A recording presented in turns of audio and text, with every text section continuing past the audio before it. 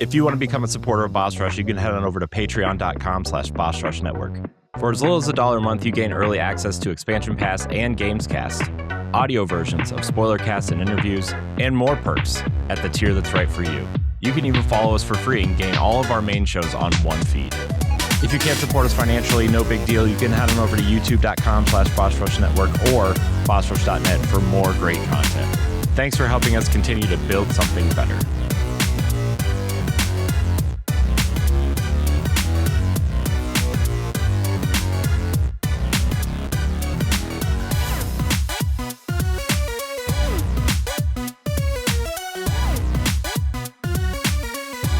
Hello, everybody. Welcome back to the Boss Rush Podcast, a great place to play games and be better. I'm one of your hosts, Corey Dirrig, and alongside me, as always, is the PC Muscle Race himself, LeRon Dawkins. What up, everybody? What's poppin'?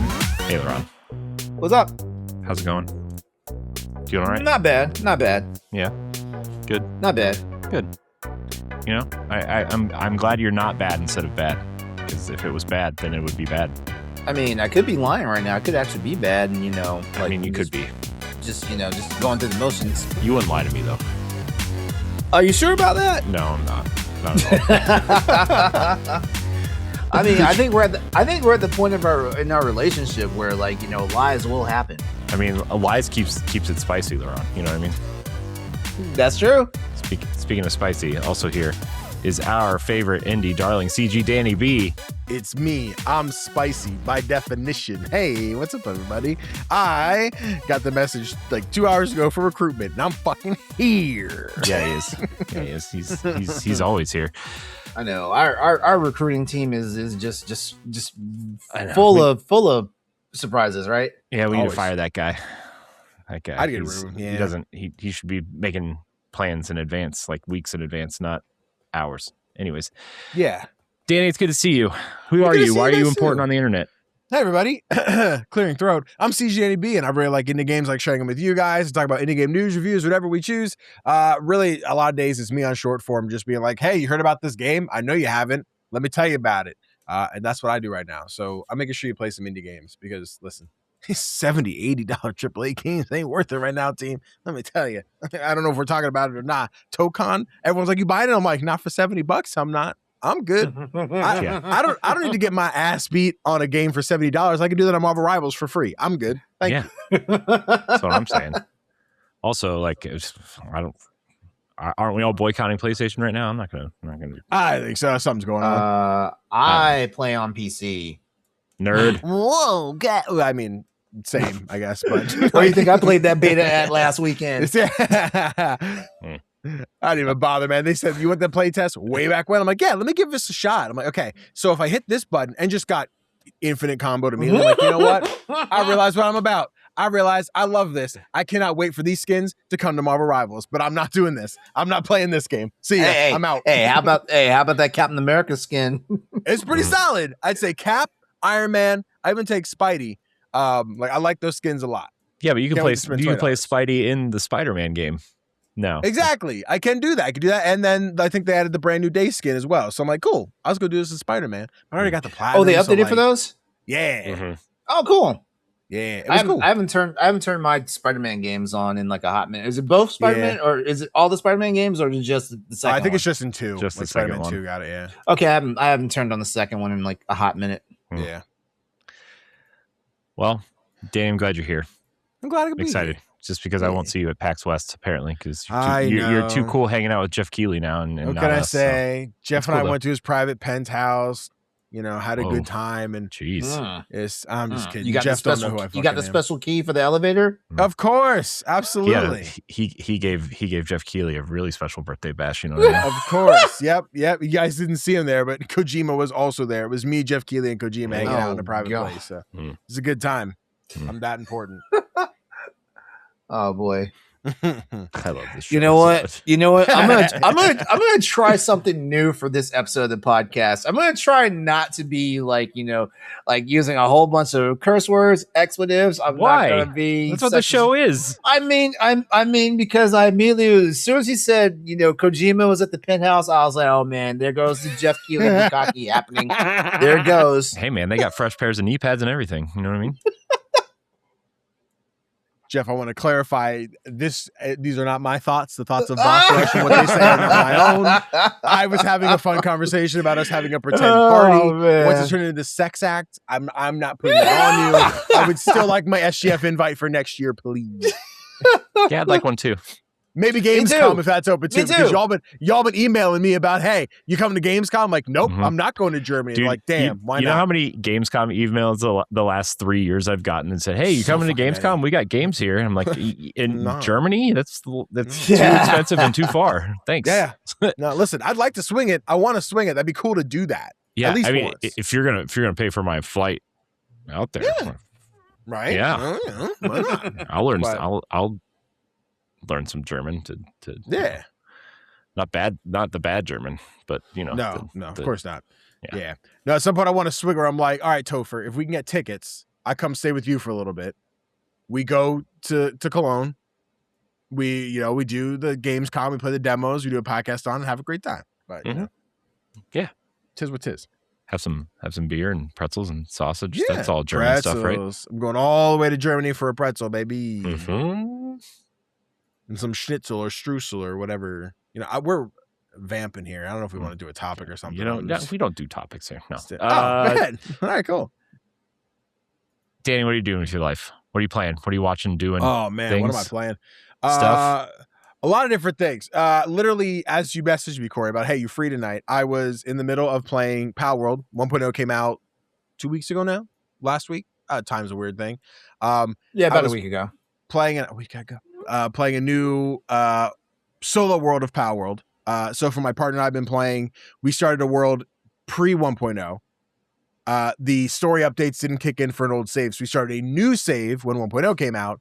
Then a friend of us put up a public server, so we were jumping in out there. I'm like, I don't have a world where I could just go on my own. So that's what I started today. I started a brand new world. While I was playing that, I was watching season 2 of My Dress Up Darling. Fun anime about the teenage girls like, I want to cosplay, but I can't do it. And she's like, but you and your grandpa make dolls, so like, could you make my clothes for me? And he's like, I can't. People made fun of me as a young boy for playing with dolls. It's too embarrassing. And everyone's like, whoa, dude, that's fucking cool. He's like, wait, why is no one bullying me anymore? I'm confused. It's a fun time. Nice little slice of life. But yeah, a lot of Power World, man. It's just got me by the throat. Like I had maybe 70, 80 hours pre 1.0. And since that, I've probably doubled, maybe 2.5 times the amount of playtime I had beforehand, man. I'm out of problem. It's a fun time. Nice.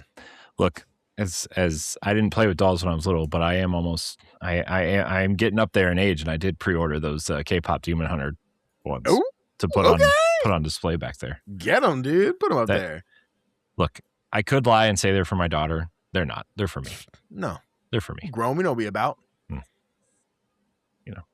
So cool. Yeah. LeRon, what are you doing? Well, finally speed ran myself to the in-game content in Monster Hunter Wilds because I think people just found out like 3 weeks ago that I'm back on Monster Hunter. Even started over with a new character and actually did everything I did in my previous save file and more in half the time. So yeah, because I'm a badass, but yeah, I finally saw the in-game content from Monster Hunter Wilds and actually successfully did it with a team on the first try, which was great for me.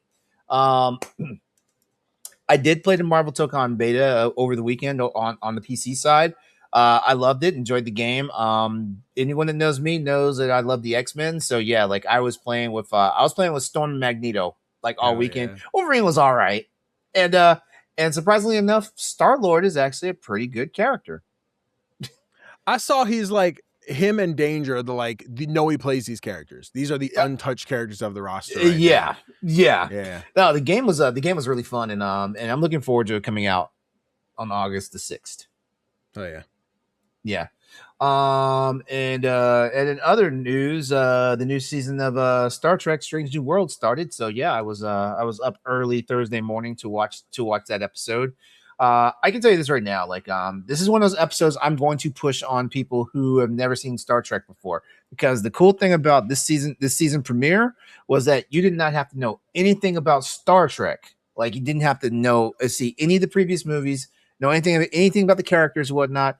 This was a great episode of just science fiction that just happened to be Star Trek. Nice. Hell yeah. Yeah. Nice. So yeah, that's pretty much how my week has been. No Tekken, no 007, but I am going to get back on 007 soon. How far into it are you? Where am I at? I'm shoot. Well, I know for sure I'm well past all the training missions and all that stuff. Like, Yeah. I think I'm on the second actual assigned mission that they give the team. Yeah, I think I just finished like chapter 3 or episode 3 or whatever. I think I'm in. Ago, so I know I'm in it. chapter 2. I'm not in chapter 3 for sure. I know that. Fuck yeah, dude. The game. I love that game rocks. though. I love that game though. It's Like so cool. It's cool. Like I definitely see where a lot of people were saying like the game felt like it didn't have any real substance until you got outside that stuff. But I was like, nah, because I think the way you did all the training stuff was really neat. Yeah, because it was all that training stuff was disguised as missions, but teaching you what to do. Except they were training missions. Yeah, no, it's great. It is like I was sitting in a call with friends, like we're all watching me play this first intro hour, and they're like, "So what's going on? Like, what's happening?" I'm like, I'm in the tutorial, and then it hits like the James Bond montage moment of like, "Oh yeah, you're in the base, and like you grab the flag, and then it cuts to doing push-ups and boxing." I'm like, "Oh shit, we're doing all the tutorials in a very quick, snappy montage." Here's the race. I'll say the driving kind of sucks. It's not great. But, the driving is garbage. But I think it was just snappy. And as someone like I am not a James Bond person, like at all. I am a James Bond person, but I do honestly, I feel like they put this game together like it was supposed to be like an episodic TV show. Yeah. I feel like that's what they did. And you know what? I think that's an approach that a lot more video games of this type should take, make it seem like it's part of an episodic thing. Not saying make it episodic where you're paying $40 for one mission and then you wait 3 months for the next mission. Don't do that crap because that pisses me off. Yeah. Put it all in one package, but make it feel like, honestly, the way they broke the game up, it made it very digestible to the point where it's like, okay, I don't have to play for like 17 hours to get to a stopping point. Yeah. Before I can go to bed tonight, put a pause here, move on. Yeah. Yep. Exactly. Yeah. God. And you know what? The gimmick behind that watch, I love that. Mm-hmm. I love when games do gimmicky stuff that actually makes the flow of the game work. And the watch, honestly, the watch reminds me of the innovations that happened when Dead Space came out and like your HUD was just basically holograms around you and stuff like that. I love stuff like that. That makes the inner geek in me just go nuts. Yeah. Hell yeah, dude. Yeah, dude, it's rad. I think I'm not the hugest fan of. I love Hitman, but I'm a huge Uncharted fan, and like it's not Naughty Dog. I know everyone makes the comparison of the two, but like it is. If I was gonna say id Software, if IO made an Uncharted game, like it takes both of those and like merges them really well. Where like the cinematic over the top set pieces, like even just what I've seen so far, I'm sure there's more. I know people are like, oh, when. I won't spoil, but what happens later, and like implying like what crazy shit happens next. But like, the E3 demo, the plane going down the runway, like I've done that mission, right? I'm like, that was cool to play versus watch. I think that was like a really cool set piece, and I want more of those. Yeah, this is the spiritual successor to Uncharted for me, except there's no dungeon crawling. Yeah, there's no tomb raiding. You want some dungeon crawling, though? I guess if we're sitting here on what we've been doing, guys. Oh, you're also reading dungeon crawling. Let me fucking tell you about some goddamn dungeon crawling, Carl, for a second. Okay, listen. This is book 5. You see this fucking book? You see this big bitch? I'm obsessed. This is such. I don't read. Reading bores me. I can't sit there. I'm very much like high school was tough. We had to read all the time. And I'm like, God, I don't like books. I can't absorb. But also, I am someone who has to like hear what I read. I will sit here in silence and read the same paragraph 7 times over and be like, I didn't absorb that at all.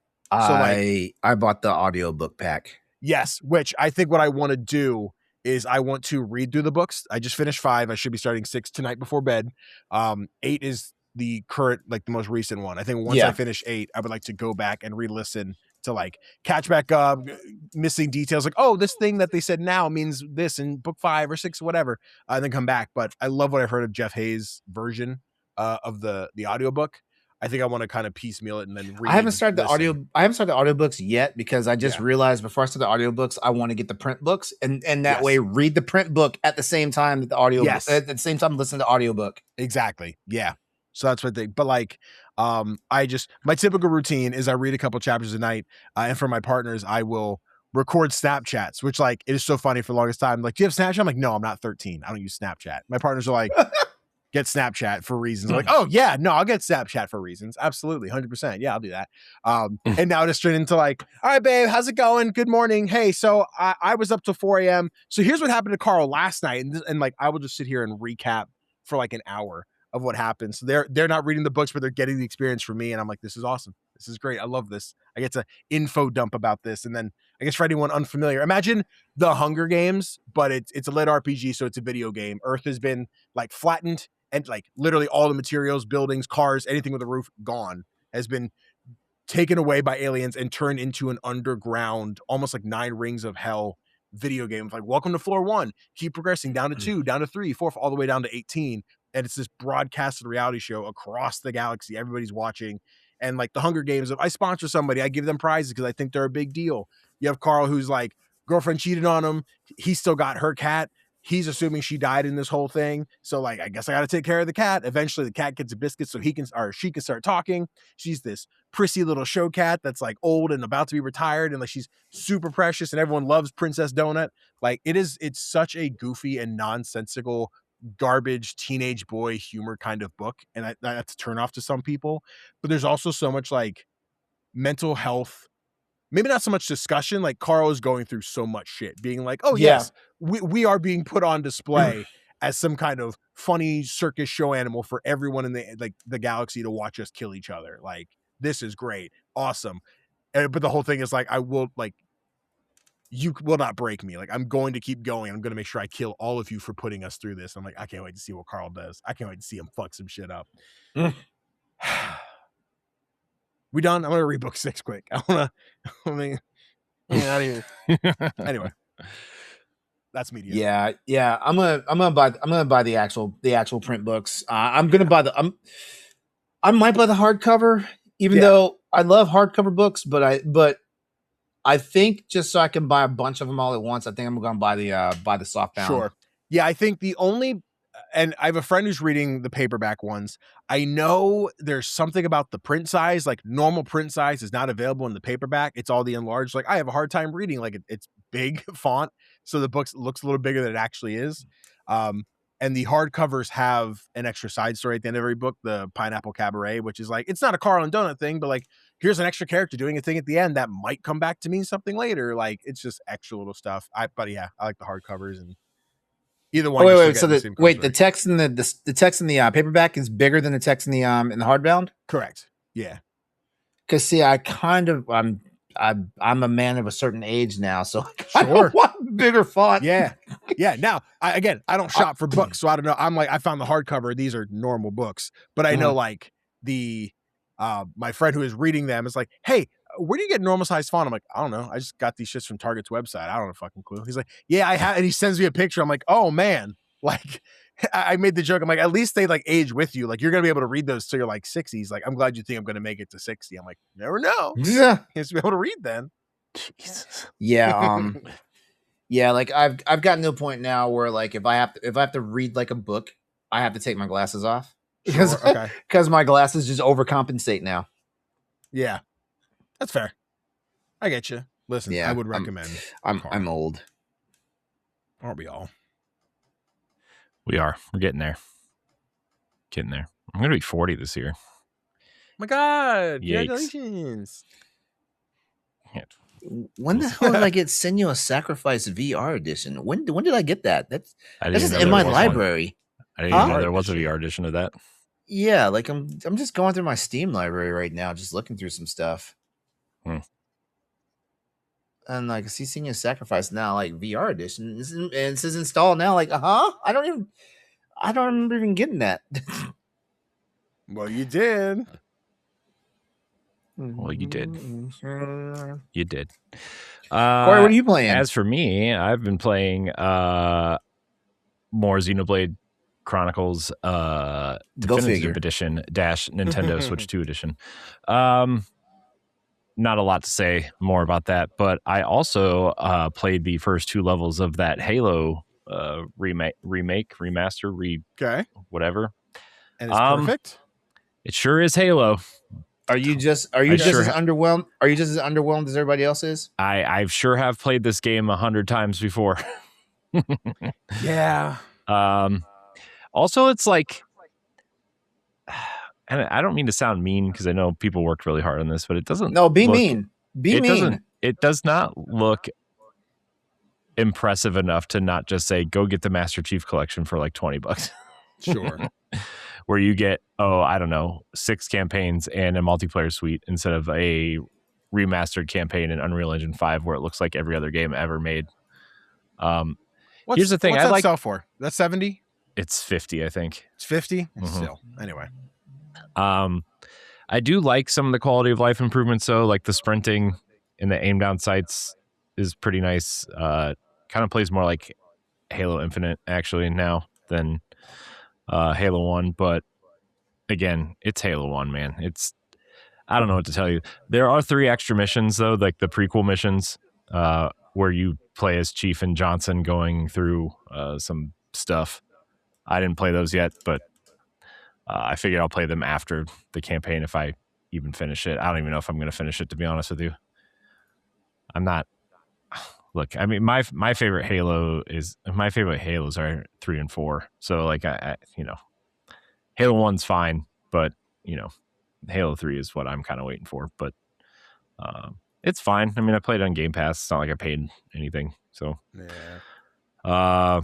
So I've been playing that, and then I've been playing a little bit more Marathon, which let me tell you, that's one heck of a game. Yeah? Yeah, it's pretty good. You shoot stuff. Feels good to shoot stuff because it's a Bungie game. Night March is scary because it's actually dark and not just like blue daytime. It's fun. I don't really know how much I can say about Marathon, though, that hasn't already been said. No. Right? I mean, it's whatever. And then I've just been playing a bunch of weird stuff with my kids, like Mario Party, Mario Kart. What else did we play recently? Oh, my daughter's getting really into Minecraft right now. Nice. Hell so yeah. She's like, I want to go to Flatland. I'm like, I don't know what that means.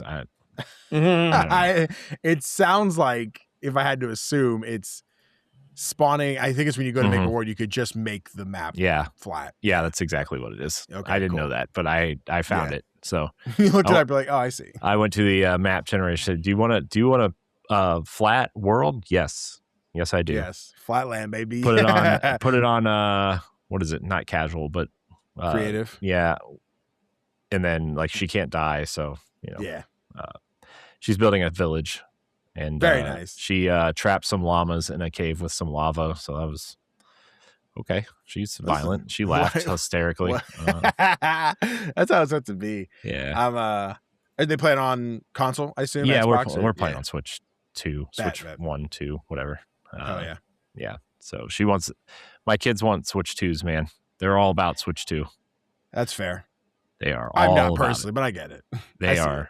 Let me tell you, my daughter loves Animal Crossing. She loves Mario Kart. She loves Mario Party, and she loves Minecraft. And I'm like, it was like, I need the new one. And she's trying to steal my Disney Dreamlight Valley save with like 9 days worth of progress in there. So 9 like IRL days. Yeah. Like, oh damn, dude, I've been playing that game. Dude, it almost puts my Destiny numbers to shame. Listen, get it, dude. Hey, look, Destiny's gone now. RIP. Okay. Yeah. Sorry, Bungie. Nah, clarify for me here, because the internet blew up, and maybe I'm misunderstanding. It's not shut down, correct? It's just no new content? No, they're not doing any more new content. They have a skeleton crew on for like hot fixes and patches and stuff, but there's no new content for Destiny. I just saw I think they were like, Destiny 2, no more content. I saw I remember back when we first got to the Traveler, it was our first time. I can't believe it's all going away. I'm like, is it going away? the game's not leaving. I mean, one day, sure, but like the game didn't go anywhere. Yes, no new stuff, but the sad thing is the game is the best it's been, like with the content that they put in and the stuff they pulled out and like all the stuff they brought back. Like, it's the best the game has been in probably 5 years. Good Destiny. And it's just, and also they like teased what they were going to do with the game in these little like tiny cutscenes. Like, it's like, come on, like that sounds so much more interesting than what you've been doing. You know, sorry, your Star Wars expansion kind of sucked. Sorry, man. We got to do what we want to do, not what the customers want, not what the gamers want. So I don't know. When they pitched Destiny 3 like 3 years ago, apparently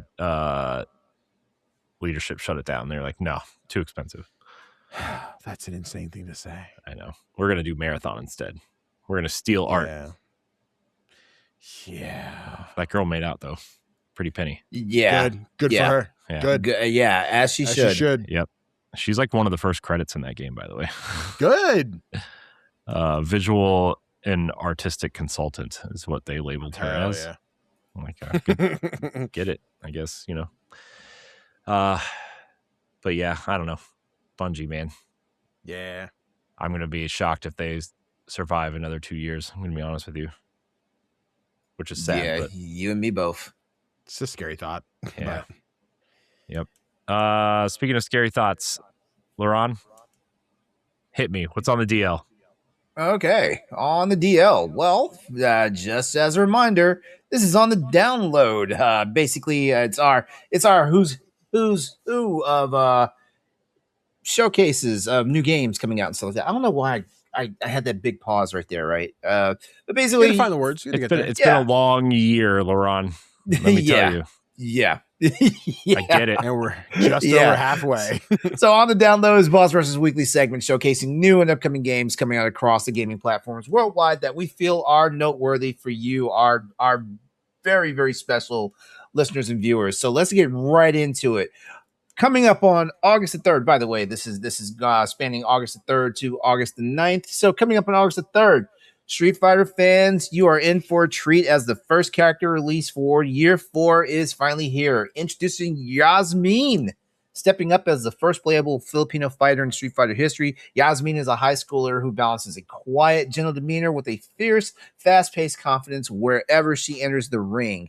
Having spent her youth mastering traditional combat under her Lolo, which translates to grandfather, alongside her Kuya, which is her older brother, her older brother vanishes without a trace, and the heartbreaking Yasmin sets off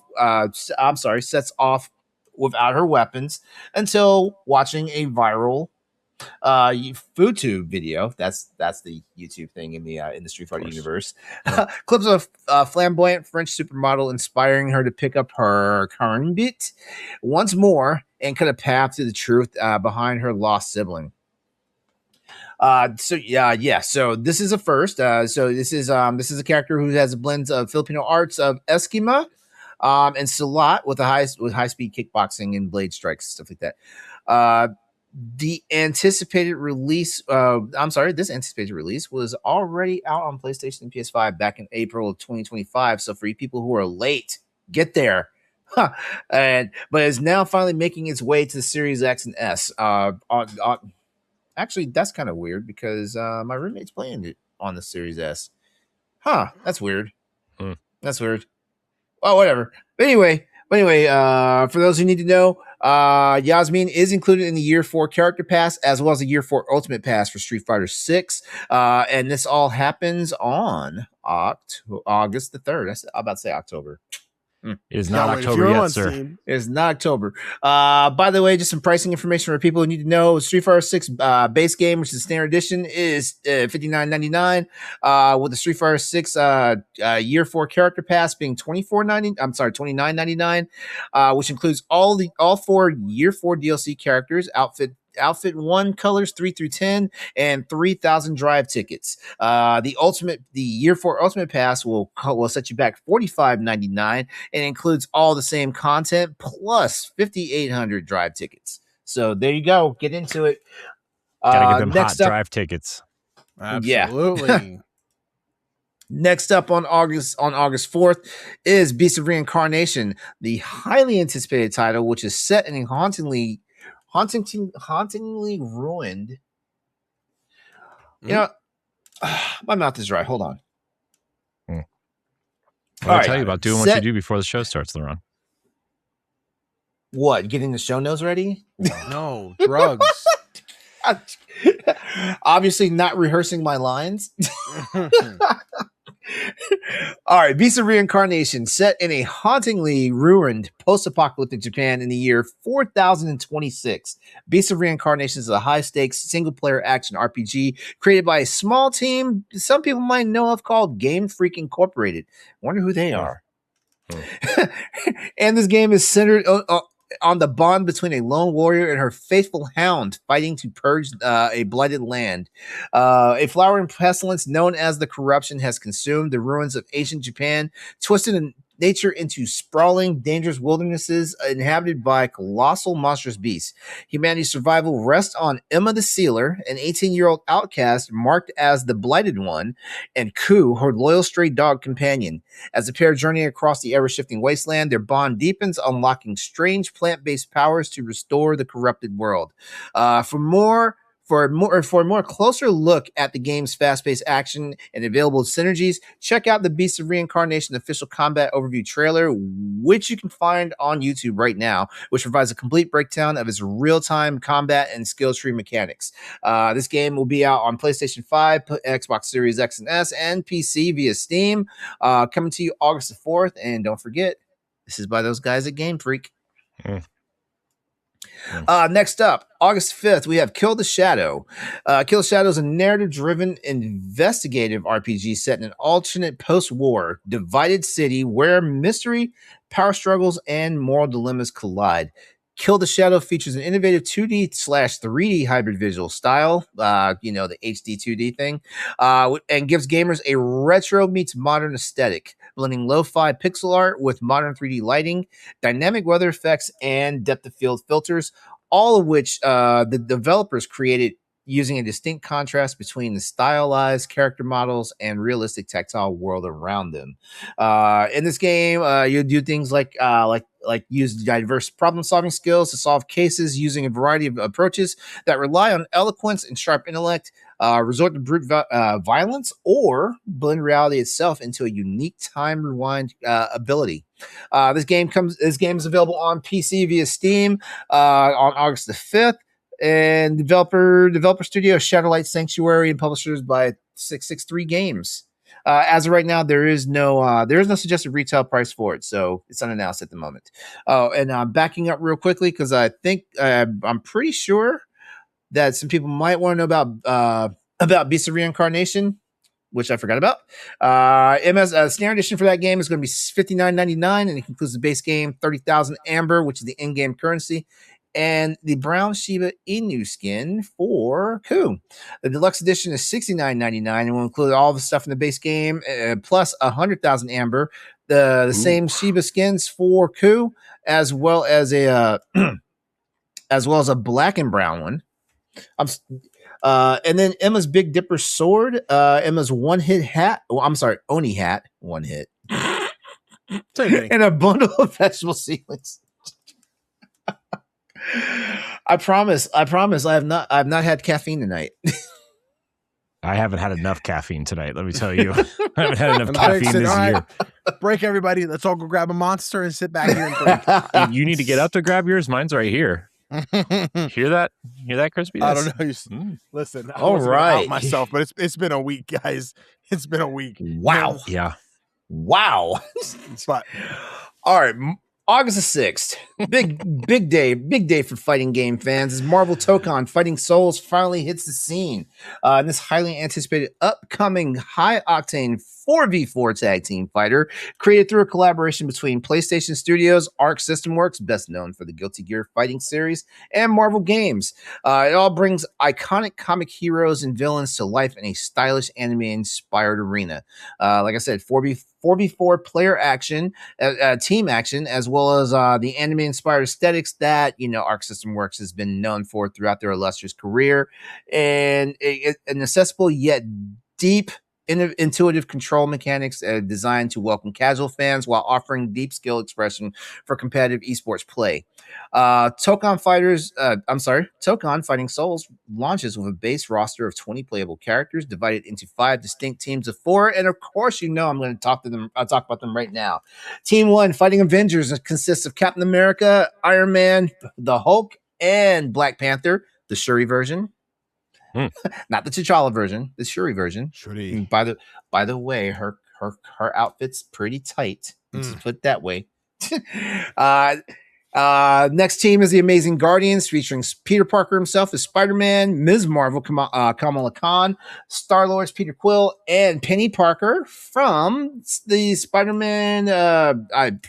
It's the Spider-Man 2099. It's the mechanized Spider-Man. I believe that's right. 2099. I don't know if that's the same time. No. I'm sorry. 2099 is the other Spider-Man. Yeah.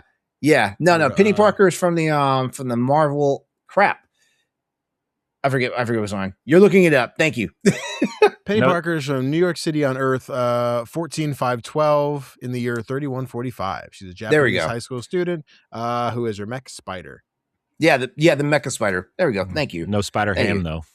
No Spider Ham. Later. Yeah. Then we have the Unbreakable X-Men team, which includes Storm, Wolverine, Magic, and Danger. And then we have the Knights of Doom, which features Dr. Doom, Magneto, the Green Goblin, the Norman Osborn version, and Carnage. And then rounding this all out, we have the Midnight Suns, which are the anti-hero team. And that includes Ghost Rider, Robbie Reyes version, the best version, in my opinion. No Ryan Gosling version?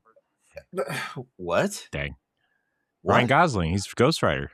Oh, as of when? Like last week? 2 weeks, like 2 days ago, 3 days ago. Oh, I did not know this. Oh, LeRon's got breaking news. Yeah, dude. Ryan Gosling's a new Ghost Rider, dude. No. I'm a Robbie Reyes fan, thanks to Marvel's Agents of S.H.I.E.L.D. That's fair. They did Agents of S.H.I.E.L.D. dirty, and LeRon's upset. Oh, they sure did. All yeah. As a matter of fact, I'm in the middle of a brand new rewatch of Agents of S.H.I.E.L.D., but whatever. Midnight Suns team, Ghost Rider, Blade, Deadpool, and Loki. So, Tokon Fighting Souls is available on PC via Steam and the PlayStation 5. It all comes to us on August the 6th, and there's a standard version for $59.99. And then you have a digital deluxe edition for $84.99, which includes the base game, year one character and stage pass, unique result screen poses, and Howard the Duck. Unique screen poses. Yeah. Basically win poses. Yeah, and victory then screens. Yeah, and then for those people that got them dollar bills, y'all, you got the Ultimate Edition for $99.99, which includes everything in the digital deluxe edition, plus 5 additional character costumes, animated chromatic color variants for all 20 of the launch characters, exclusive lobby gear, including the Infinity Gauntlet, Baby Groot, and the Cosmic Surfboard. August 6th. You know what I appreciate about Marvel Tokon and Marvel Rivals also is that, like, there are so many things out there, Marvel, that have tried to like look like the MCU, right? Like even the cartoons and stuff on Disney Plus, right? And it's like, man, I'm so happy that these games look so different. Yeah. Yes. Yeah. I think the weirdest thing with Rivals now is like it has become my default. Like, this is how these characters look. And I think in the first week of Rivals coming out, someone did here they are in Midnight Suns, like the individual game. Like, here they are in Fortnite. I'm like, man, these other versions do look bad. They look terrible. And then I had a conversation the other day where they were like, Emily Rudd potentially playing Emma Frost in the MCU. I'm like, but she ain't thick. I'm like, wait, my bad. That's on me, guys. My Emma Frost is thick. Everyone else's Emma Frost, not typically thick. But in my head, that's thick mama. I'm like, but Emily Rudd, get your bag. Do what you got to do. My Emma Frost is what's her name? January Jones from Mad Men, from First Class. First Class. She was all right. Zoe Kravitz is in that movie too, though. But she's a delightful woman. Since Danny's talking about Emma Frost, though, please tell me you saw Emma Frost in this season of X-Men '97.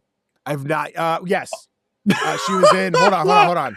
I got to clarify. I've only seen the first 3 episodes so far. She was in the first episode. Okay, yes, cool. Making sure that someone's like, well, you didn't see her do this cool thing? I'm like, just no. She didn't do that much cool. Okay. She did not do any cool stuff, but she did some nefarious stuff. Yeah, she fucking did. Yeah, dude. I'm still stuck on Rogue for 30 years, so I get it, man. I get it. No. She takes everything, sugar. I've enjoyed 97 just for a simple fact is they gave me Psylocke for an entire episode. Yeah. I made a post on Blue Sky. A whole episode. Man, they didn't give you Olivia Munn and have her have like 10 minutes of screen time with no words? No. What a nice young lady. Yeah. All right. Continuing with releases on August the 6th. Switch 2 owners can finally get their chance to play Liza P as it finally hits the Nintendo system.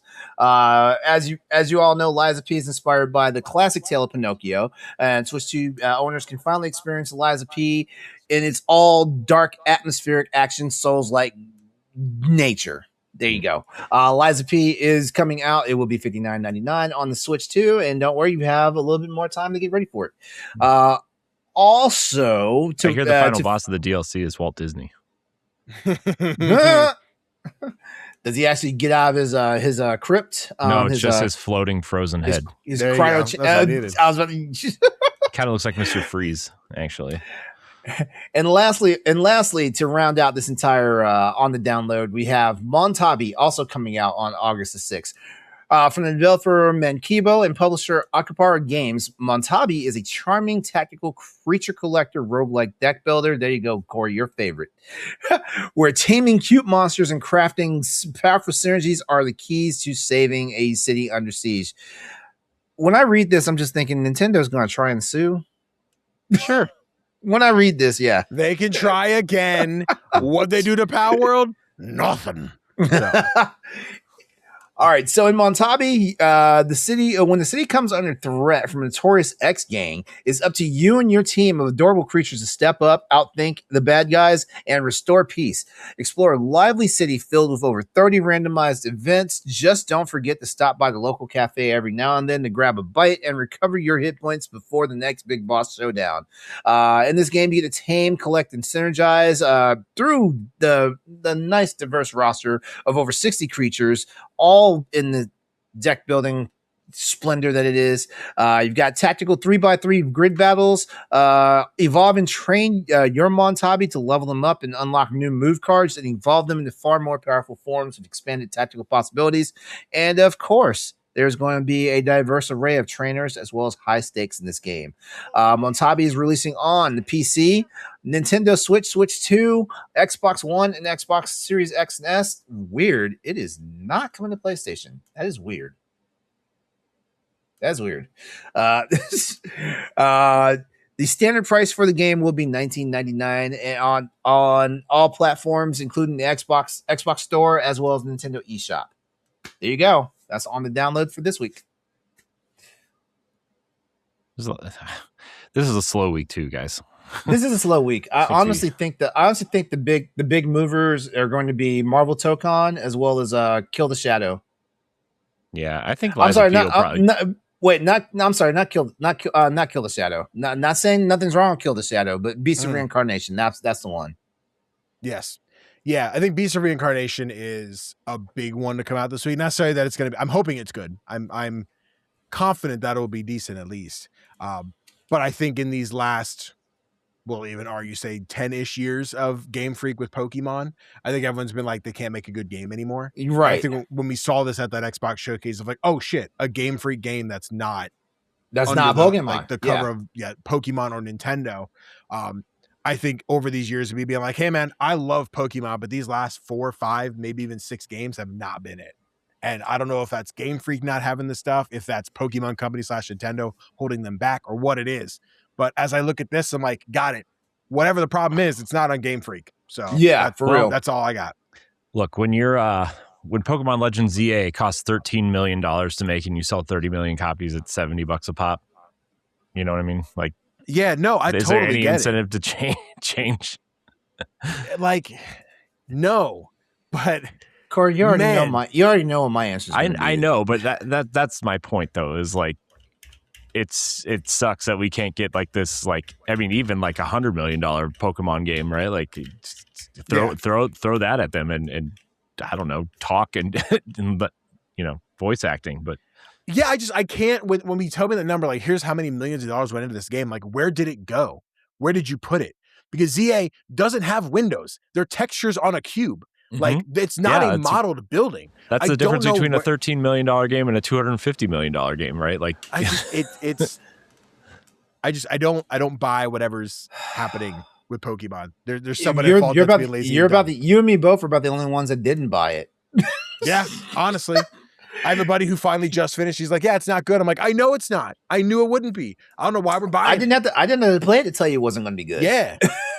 I'm also, this is a very personal, I'm just sick of the Gen 1 pandering at this point. Yes, I do need a 10th form of Charizard, please. That's what I need to get me back into Pokemon. I'm so fucking sick of this shit. Listen, I love Gen 1. You made 9 other generations after. Pretend like you give a damn about any of them. They don't. But thank God I get Charizard and Pikachu. Literally a trash bag. But he's cute. He's adorable. Hot take, Gen 5 is the copy paste of Gen 1, but all the Gen 5 versions are just better. You 1v1 me on any of these, I'm like, yes, this is a better version. Maybe you got me on Poliwag versus Tympole. Like, yeah, I think Poliwag line is better. But otherwise, you're going to be like, Rapidash better than Zebstrika? You're crazy. You're wild. You're insane. Look, I didn't play anything past Gen 2, so I don't know. I don't know anything. Exactly. Listen, I'm saying Pokemon, fix your shit. I'm holding out hope for wins and waves. I'm hoping this is it. But I'm not confident. I mean, we didn't even get a Pokemon product this year, did we? Well, I guess we kind of did. Oh, we got Pokopia. Yeah, we did. Never mind. Yeah, we didn't get a RPG, I don't believe. No. Oh, Pokemon. All right, let's talk about real games here. Freaking Pocket Monsters. Oh my gosh, there it is. Okay. Let's talk about mid-tier games, everybody. Who remember those, right? The not the super AAA, but not the indie, that space that existed in the middle. AA? Yeah. Former PlayStation executive Shawn Layden is sounding the alarm on the modern gaming industry, warning that the current model of ballooning blockbuster budgets is completely unsustainable. Yeah, everybody should be blowing that whistle. In an interview with Eurogamer, Layden broke down how development costs have scaled exponentially over the console generation, rising from tens of millions to an eye-watering figures like $300 million to over $1 billion for upcoming projects like GTA 6. The massive financial risk forces publishers to play it safe, heavily favoring familiar sequels, established IPs, or high-risk live service titles rather than taking chances on fresh creative ideas. To fix what he sees as a broken system, Layden is advocating for the resurgence of AA games, mid-budget titles built by smaller teams of about 70 people or fewer. As highlighted in Eurogamer's report, these games cost significantly less to produce, allowing developers to take bigger creative risks and offer shorter, more focused experiences without needing to appeal to everyone. Layden argues that shifting focus back to mid-tier isn't just a smart economic pivot. It's the key to keeping game development innovative, sustainable, and fun for players and creators alike. I mean, we saw this with Expedition 33 last year, right? $10 million, small team with some outsourcing, right? Game smash hit. What's it at now? Like 7 million copies, and they're talking about a Switch 2 version now. So, Danny, I'm going to you first. Sure. No, I completely agree with Sean's vision here. I don't know what exactly the direction is and how we make that transition from these big AAAs to doing more AA stuff. But as someone who puts all their focus into indie games these days, like I am so attached to PlayStation the way of like, I would say, give me your PlayStation third person over the shoulder adventure. I'm going to play it as someone who has not gotten back to play Ghost of Yotei yet, who's excited to play Lao Fei when it comes out. But like, what are the chances that I duck it for a minute and then it just gets away from me again? Like I want to play those. But there is, like he mentioned in the interview, that familiarity of like, do I want to play the same thing again? Like at this point, do I need to spend $70, $80 when I've always hated the mentality of like, I'll just watch whatever the movie on YouTube and like, cool, I got the story, I got the cutscenes, I didn't have to spend any money on it. Just because that's all I care about narratively. If I have the same gameplay, so on and so forth.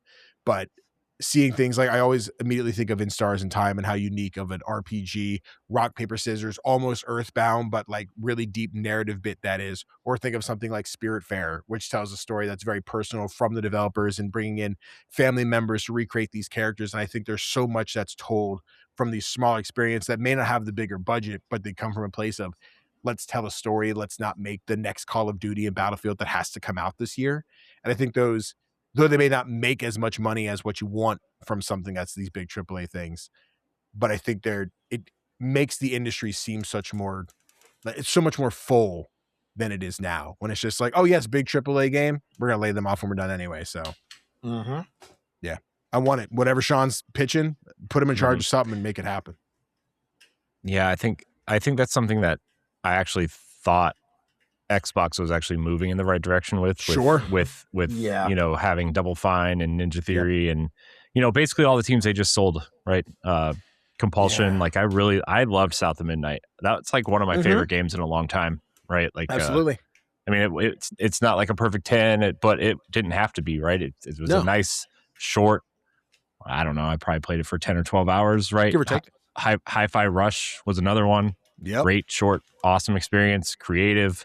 Psychonauts 2, Kiln, Keeper, like all these games that they've been putting out like that. It's been awesome. I mean, even spin-off games like Gears Tactics at the beginning of the generation, right? Like, yeah, it had like a AAA budget for a strategy game, but that game did not cost nearly as much as, you know, whatever they spent on Halo Infinite at that point.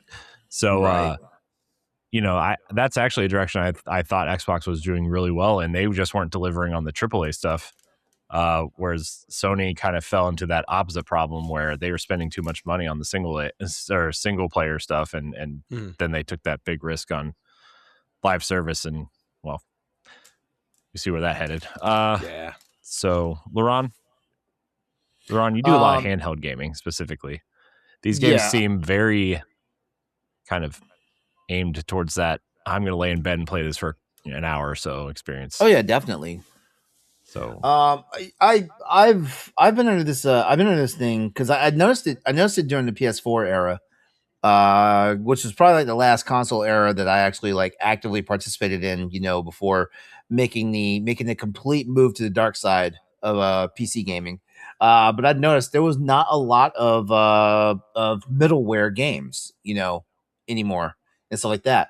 And it wasn't until like we got into PS5, and you know, I have a PS5, and I was like, man, like even though I'm a PC gamer, like now I'm pressed to even buy like one console game a year, you know, and it's wild, you know. There is a problem, you know, with the industry and the economy of gaming right now, and it's got to do with everybody wants to make that next blockbuster. You know, they want to make that next. They basically want to make the same magic that the MCU has every year when a movie comes out or a TV show comes out and stuff like that. And I think I said this back when they were making these comparisons of how, like, you know, when Final Fantasy VII came out, and like, you know, like it was one of the games had like a pretty big budget at the time, and how it was like video games going to Hollywood. I've always been like, you know, I think this is the dangerous part of it, because games don't exist in the same space that movie and television arts, you know, exist in. You know, not saying that games don't last forever, like the stuff that we see on the big screen and stuff like that. But at the same time, like the gaming environment is so supercharged with the gaming community that, you know, like we want to play more games, but we don't want to be bogged down by like, you know, like the heavy slog of games that, you know, come out. Whereas like all this money got thrown into a game, and either the game is like 1,000 hours long or it's 11 hours long.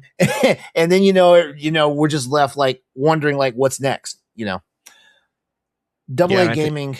Oh, go ahead. Oh, I was just gonna say, I think a lot of people, and this, when I started noticing this was when Skyrim came out, and maybe it started happening before then. like with bigger RPGs, but people started equating time and money, right? The cost of the game, you should be able to play it this long, right? Whereas I don't care to pay $70 for a 12-hour experience as long as it's great, right? Like Uncharted is an amazing experience every time. Tomb Raider, things like that, God of War, even Gears E-Day, right? Like I'm a huge Gears fan, even though it's on Game Pass, I will probably buy it. But like, like Halo, like it was 50, right? But I played it on Game Pass. I played the first 2 levels. I honestly don't know if I'm going to go back to it. Like, it's just, I've played it already. And I know we like to pick on Nintendo sometimes on this show, but they've done a relatively decent job of putting out, exploring that range of price point, time to play, remakes, remasters, new games, that sort of thing. And we talk about it all the time on Pal Block, but Star Fox was what, $50, Splatoon Raiders was $50. But then you look at Fire Emblem, if you buy it physically, it's going to be 80. So, or 120 if you buy that collector's edition. But they're also exploring, hey, if you want it digitally, you get $10 off, right? And it's forcing retailers to kind of play that game too. I'm really looking forward to Wolverine. I have no doubt that game is going to be less than great, right? Sure. I can't see that being longer than a 15-hour experience, though. Yeah. Yeah, totally. But that's okay as long as it's great. Well, here's the thing about it, though, right? These budgets make all these games too big to fail now. That's the problem. Because I can't. I mean, I know someone's gonna correct me on this and stuff like that. But remember back when we had Uncharted 2, and then Uncharted 3 came out. Those games came out. I want to say they felt like they came out back to back. They did. It was every 2 for that 8-year stretch. We had Uncharted 2, Uncharted 3, and The Last of Us, all in like an 8-year stretch. Yeah, exactly. I felt like that was a perfect cadence for games and stuff like that. And then we had this big gap between Uncharted 3 and Uncharted 4. And I'm not sure if that's because they just wanted to get it ready for the next console generation or what, but it was just one of those things where it was and when Uncharted Thief's End came out, it definitely felt like they threw some serious money behind that. And I gotta say, same thing between Last of Us and Last of Us Part 2. And don't get it twisted. Last of Us Part 2 wasn't even supposed to be a thing that happened. Druckmann was trying to move on. He was trying to move on. Well, on that note, Naughty Dog's not even going to put out a new game this gen. Yeah. I mean, theoretically, Intergalactic will probably be a cross-gen title, right? It'll get a PS5 version, but still, they're not. And you look at the biggest franchises on PlayStation anyway: God of War, Horizon, Ghost of Tsushima, Ghost of Yotei, whatever. All those games came out on PS4, right? I mean, those are. It's.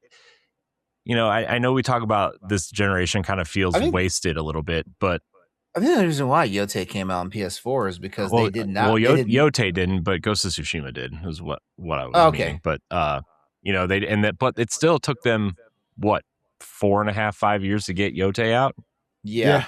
And that was a cheaper game. That was about 90 million, they said.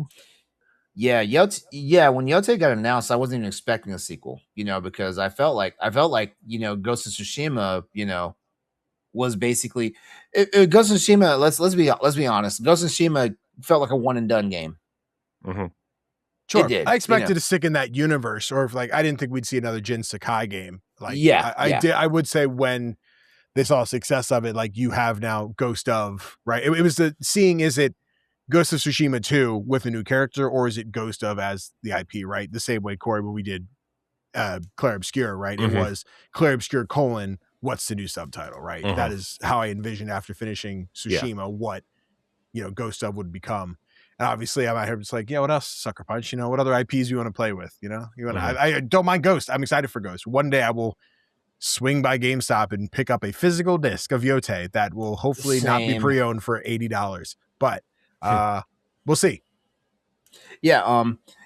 Ultimately, to finish out my thought on this, though, like I just feel like the problem is that number one, the publishers, the big companies that allow these games to happen, they don't want these games to fail, but therefore they make them too big to fail, and then sometimes they wind up failing, and that's a problem, Yeah, like I think one thing, us as gamers, especially us old school gamers, yeah, we got one diamond for like a handful of like mediocre games, and we were fine with that.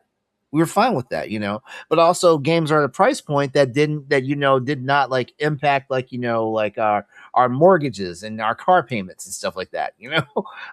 Now I literally sit here and think about, okay, if I'm going to pay $60 to $80 for a game, is this the game I really want? And is this game really going to satisfy me? Mm-hmm. Yeah. Well, now you're looking at the hardware costs now too, right? With all these components and everything. And now games are going to go up because the hardware is going to cost more, and they don't want to be out there selling $1,000 console because they know most people are probably going to move to PC at that point.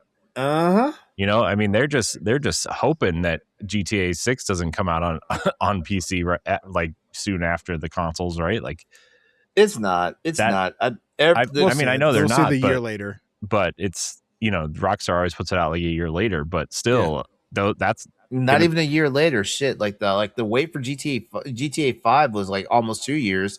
We're not even going to talk about Red Dead. Let me see.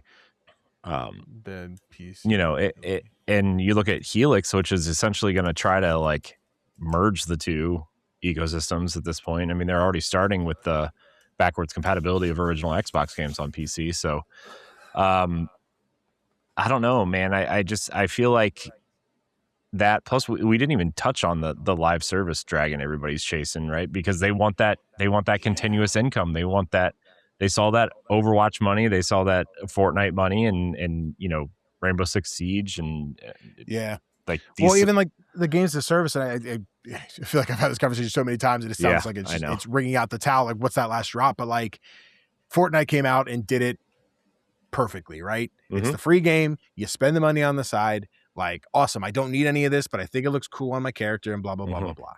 And then it's people like, how do we play this similarly but different, right? Mm-hmm. Whereas like Marvel Rivals is probably the game that is my multiplayer game. I put all my money and time into that one. I'm buying skins. They just announced 4 MCU skins. We're getting Bucky from Winter Soldier. We're getting Wanda from Age of Ultron, et cetera, et cetera. Like, oh, these are cool. These are sick ass skins. I'm going to buy the Bucky skin. I'm not going to buy Spidey and Hulk because I don't play them, but like that simple, yes, it's expensive. They're not cheap skins, like $20 a skin, $16 a skin. But like, this is the ecosystem. This is where I'm at.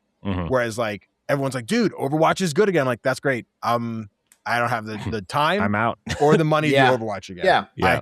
I hung on that hook for Blizzard. I'm like, guys, when this story mode comes out, we're going to have so much fucking fun. Like, actually, we're not going to do it. I'm like, all right, I'm uninstalling today then. I was ringing the bell too long for you guys to screw me over. So, they dropped the 2, Danny. They did drop the 2. I will say, totally unrelated, but sort of. Because they dropped the 2, I got a free platinum. So I will take that. Because I platinumed Overwatch on the PS4. And then 2 had the same trophy list, but different game. Then when they dropped it, like, oh, it's the same game again. So I did get a free platinum. So I will take that. Thank you very much, Blizzard. However, I played a couple rounds. Overwatch, it's still Overwatch. This is cool. But like, now I'm in the very much headspace of like, this is a third-person thing for me. Overwatch doesn't scratch the same itch that I get out of Rivals, or be excited for what new character do I know exists from Legacy and et cetera. And that's just, different people, different things, what they want. But then cycle that back where we were going of like, we look at things like Concord, right? That was hey, this is the $40, $50 entry point plus 40, content you have to buy afterwards. Like, you're putting that price tag on it. And I remember making a video talking about why Concord failed, but Helldivers didn't. And I was like, Helldivers, not a super unique experience, but it was like, this is fun. And this isn't go in, do the hero shooter thing over and over again and find like, oh, cool, I will spend more money on this. Where Helldivers, like, yes, it's $40 to get in and you can buy these optional battle passes. I am not one who thinks you should buy a game and then continue to buy battle passes every season. I think that's dog shit. But Yeah, I think that's such a, and somebody wants to find what's our Fortnite, right? And then PlayStation did there. We got 15, 20 games of service coming up, and then what dropped over half of them to be like, yeah, this isn't working out. We can't keep doing this. Yeah, I mean, what do they got? They got Marathon and Fair Games now, right? I think so. That's kind of it. Fair Games didn't get cut. I feel like I have a story in the back. Okay, I feel like it will, but yeah. I feel like there was something like that already disappeared. No, I mean, Jade Raymond left. The other guy left. They've gone through like 4 directors at this point. Like that game, then there's that rumor that they were renaming the game, which is like, well, I mean, if you're gonna rename it, do it before it comes out. Like, yeah. You know? What was it called? Like Break-In, I think it was what they were going to call it after that. But I'm like, guys, just let it go. You know, I mean, you know, I mean, everybody has their multiplayer game now. I mean, mine was Destiny for such a long time. I mean, now I'm a free agent who's coming to get me. But you know, Marvel Rivals, Corey. Man, dude, I feel like I've missed the boat. You know, nah, dude, ain't no boat to miss. I'm gonna get wrecked if I try to go in there. We all do. Yeah. We all do. But I know I'm gonna get wrecked. I've been defaulting to Fortnite until I figure it out. That's fair. Mostly because I have all the Power Rangers, Ninja Turtles, and K-pop Demon Hunter, so now I can just swap between all of them and like half the X-Men. So yeah. But you know, those X-Men look a lot cooler in Marvel Rivals. I know. I've seen. But yeah, I don't know, man. It's a weird time to play games. It's a weird time to be looking at these games and be like, oh my gosh, I can't believe, you know, the other thing too is like the thing that I hear all the time from my nephews is like, I went over there one time and my nephew's like, I'm going to go play Call of Duty. I'm like, oh, you play Call of Duty? Which one? He's like, the one in Roblox. I thought it was going to be like, come play Roblox with me. That's so funny. But he was like dead serious is the problem. And like when you have a game like Roblox where there are games within the game, right? Even if they're ripoffs, they're still free for the kids, right? Like even if they're just, it's like, and you know, stuff like Minecraft where you can just like play forever. Right. I said, my daughter's really into Minecraft. That's all she wants to do is build stuff in there because they watch these Minecraft videos on YouTube now. And it's like, oh, well, that's what they want to do. Yeah. You can play forever for $30. It's true. No, Minecraft's a good time. Like I've been finding survival games are a really good one to dive into. Right. And we talked about Power at the beginning of the episode. You got your Minecraft. If Minecraft's a little too small for you, you've got Hytale, which is a new one on PC that's like Minecraft but for big kids, you know. Like it's that there's those survival games you get to build your house and just cut down trees and do shit. Like they're not always my cup of tea, but when they are, like, they're a time sink. You got 200-300 hours in like a weekend of like, this is a good time over here.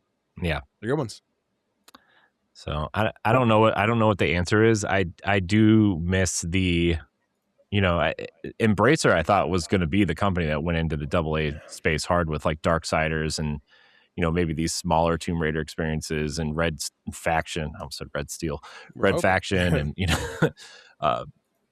you know, and then we got some stuff from Ubisoft, right? Like Rayman Legends and those Mario Rabbids games, but they just don't make enough money for them to make it worth it. So, you know, you got to sell 30 million copies of Far Cry 17 and Assassin's Creed 40 before, you know, we get another third Rayman game.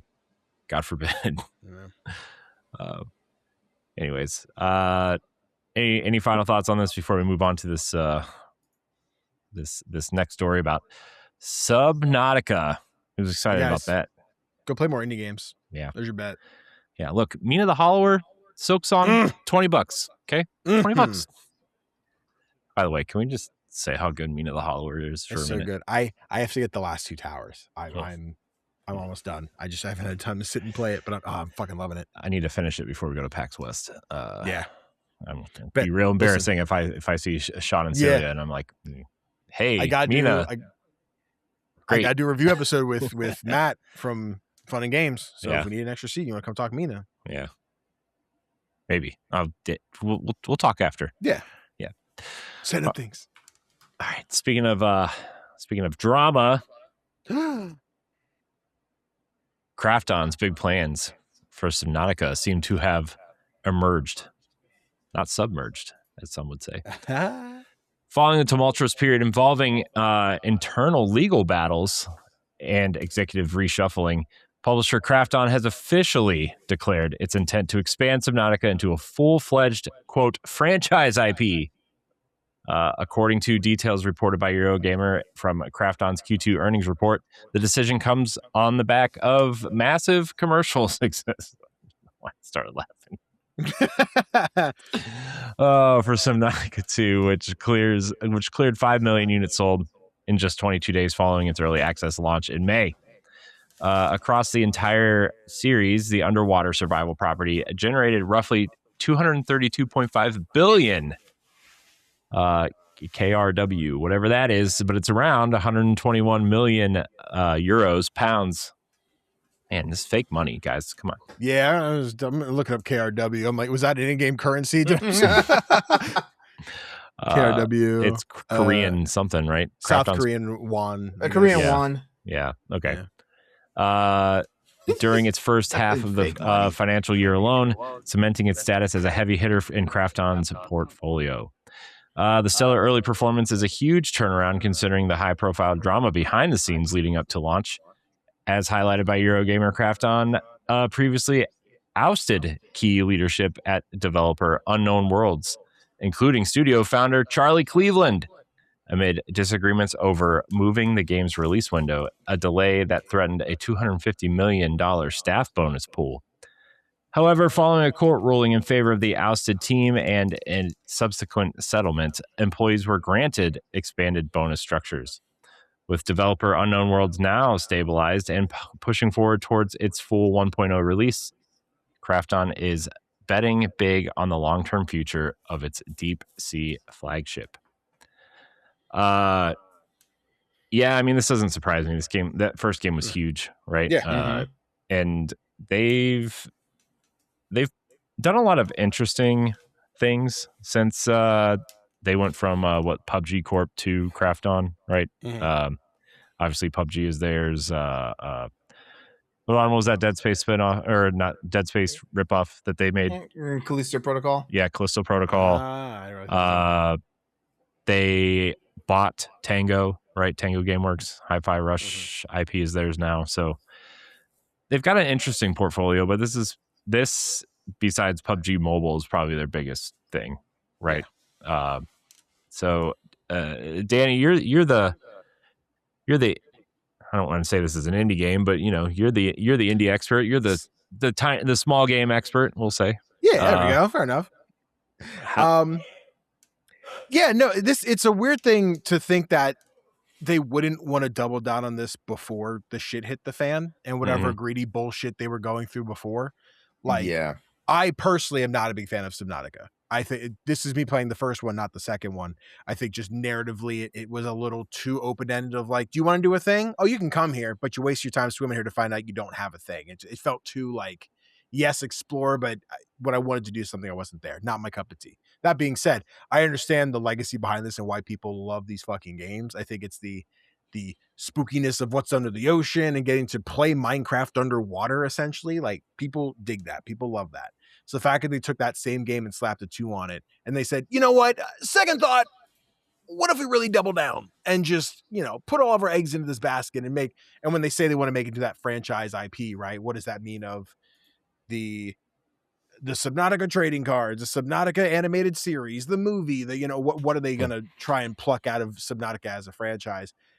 I hope whatever success comes out of it falls back to Unknown Worlds and they get the credit they're due. I think they'll never get paid back for the bullshit they went through with Krafton in the first place. But like, I think anything they get out of Subnautica should be like, cool, take your bonus, take your love, because you guys earned this. You crafted something that billions of people love, and I want to keep seeing them get their dues for that.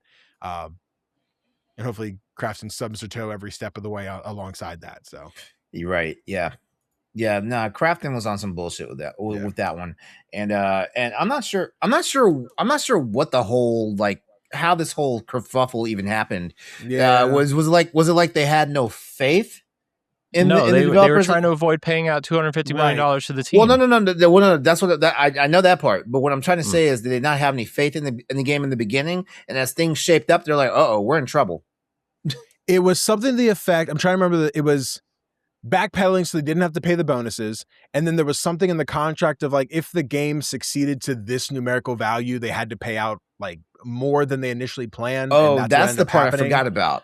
That's the part. Yeah, I don't have the numbers in front of me, so I'm not entirely sure. I'm trying to see if I can find it quick, but yeah, but good on the developing team for making.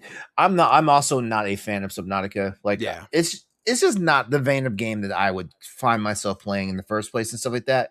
But I am so happy for the success of this game and stuff like that. And like anything to like stick it to the fucking man, we gonna have to ride with that.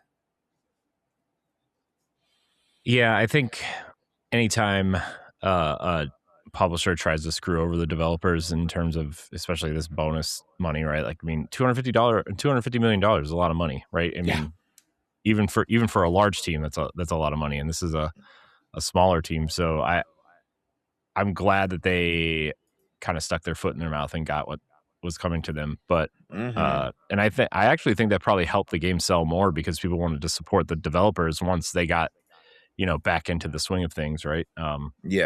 Because there was a big boycott on the game when this happened, when they ousted the leadership, right? And so once they came back and everything got situated, I'm sure this probably helped. And so, yeah, to see this, I don't. How do you make this a franchise? I don't know, Danny. I don't know how you make the. I mean, are we going to get Subnautica, the movie, the game, like 5 years from now? You know what I mean? Yes, probably. We'll get the like. I think this all depends who backs it, right? Who's behind it, right? We look at something like Iron Lung, which is like it was put in the hands of Markiplier, someone who's really passionate about it, or you have Jacksepticeye doing the Bloodborne movie. I think if you have not necessarily a YouTuber, but like you have someone who has the creative passion behind Subnautica to direct a movie like that, it doesn't have to be take the narrative and do that. But I think as much as it sucks, the Monster Hunter movie does a great job of representing the Monster Hunter monsters. They look identical to the game. They look awesome. That doesn't make the movie good. But I think if they could do that and get the Leviathan's here, holy shit, I get the fear of the big IMAX screen. Like, I think it'll just be a fun. Kids and people who love the game will love it, but I don't see a cinematic masterpiece coming out of it. You are the first person who's voluntarily talked about the Monster Hunter movie outside of LeRon, maybe ever. I know, right? Hey, we have a permanent opening for third chair here at the Boss Rush Podcast. Listen, what's up? What we doing? I mean, if they do some sort of like movie or show, like Jack Black's going to sing in it. Is that what we're going to get? Does this have the legs? Does it have the legs to be a TV show? I don't know. I mean, it's a survival show. Like, it's one of those things where like it could be a movie that's like an hour and a half and feels way too long, or it could be like a 10 season show and feel like, oh man, we didn't get enough. Yeah. I could see it. Like I said, I see movie. I see movie before anything. If we're talking not a movie, we just had the Among Us animated show come out, and maybe it's something in that ballpark where it's a short, maybe more in the vein of the Dead Cell show, where it's like, we're underwater, but look at each episode has a different antic that takes place. And, this happened today, or we got to find the secret mushroom so we can breathe, whatever things you want to pluck from that. I could see it being one way or the other, but I think this one probably doubles down more on merchandise. I think figurines, statues, t-shirts, really doubling down on the things, the iconography from Subnautica, and making sure you market that primarily to kids and people who grew up with Subnautica being like, yeah, I love this shit, I need more of it. But yeah, at this point, I feel like if the franchise exists, or the moment you say like we want that franchise IP, someone's looking at how do we turn this into a movie, whether it sucks or not. What blockbuster do we try to make? Yeah. I mean, you're not going to get an Avengers level movie out of this, but no, or we do, and it's amazing. But I doubt. Someone who that's some hope springing eternal right there. Yes, it is. Look, as someone who recently watched the Minecraft movie with their kids, and they freaking loved it. It cannot be worse than that movie. Chicken Jockey, let's go. That movie was.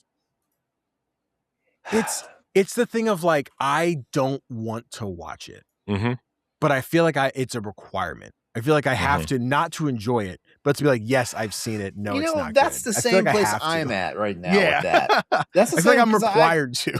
I have not seen it yet. And it's like, I know I'm going to have to eventually see it. It's kind of like, just like also like the Scarlett Johansson Ghost in the Shell movie. Like, I feel like I'm required to see it, and I've done a phenomenal job of avoiding it. So far, Don't forget about Super Mario Brothers 93.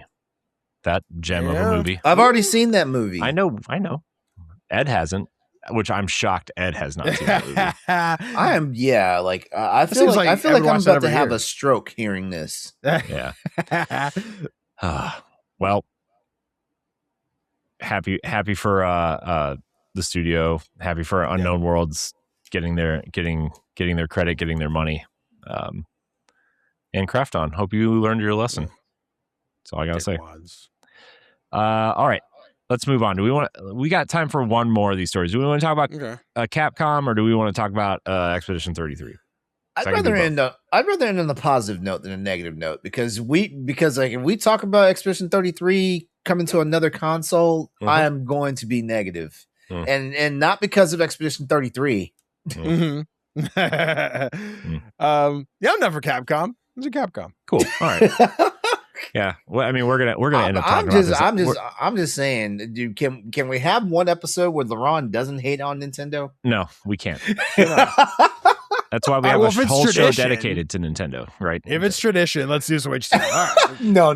Yeah. All right. Let's talk about Capcom. Let's talk about Pragmata and Resident Evil and all these great things coming out of there. Capcom is continuing its impressive financial run, delivering another standout performance in Q1 of its current fiscal year, spanning April 1st through June 30th.